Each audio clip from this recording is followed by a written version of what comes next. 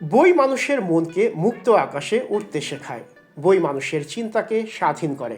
আসছে 23শে এপ্রিল বিশ্ব বই দিবস, অথচ এই সামাজিক যোগাযোগ মাধ্যমের যুগে বই পড়ার মানুষ যেন দিন দিন কমছে। আমরা পড়ছি কিন্তু গভীরভাবে নয়। স্ক্রলের ভিড়ে হারিয়ে যাচ্ছে মনোযোগ, চিন্তা আর ধৈর্য।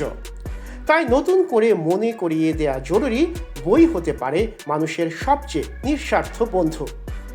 বিশ্বজুড়ে গবেষণাও সেই সংকেত দিচ্ছে। ইউনেস্কো এর তথ্য বলছে বিশ্বের বড় একটি অংশ বছরে একটি বইও পড়ে না। PEW রিসার্চ সেন্টার জানাচ্ছে প্রতি 4 জন প্রাপ্তবয়স্কের একজন গত 1 বছরে কোনো বই পড়েনি।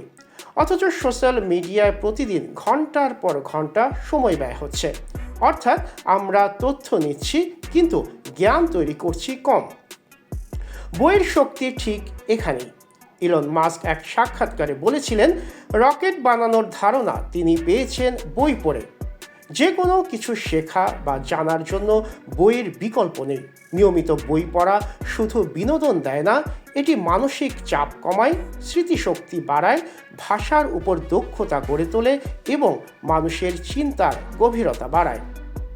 বিজ্ঞানও বলছে বই পড়লে মস্তিষ্ক সক্রিয় থাকে, নিউরনের সংযোগ বাড়ে, যা স্মৃতি ও চিন্তার ক্ষমতা উন্নত করে।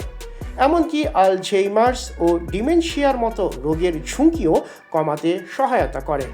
প্রতিদিন কিছু সময় বই পড়া মানে মস্তিষ্কের নিয়মিত ব্যায়াম। মানসিক স্বাস্থ্যের ক্ষেত্রেও বইয়ের ভূমিকা গুরুত্বপূর্ণ।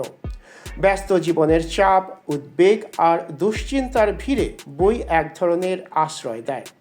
কয়েক পৃষ্ঠা পড়লে মন অন্য জগতে চলে যায়, চাপ কমে, ভাবনা গুছিয়ে আসে। একই সঙ্গে বই শব্দ ভাণ্ডার বাড়ায়, ভাষা সমৃদ্ধ করে এবং আত্মবিশ্বাস গড়ে তোলে। একজন ভালো পাঠকে ধীরে ধীরে একজন ভালো লেখকে পরিণত হন। তবে শুধু বই পড়লেই হবে না, যত্নও নিতে হবে।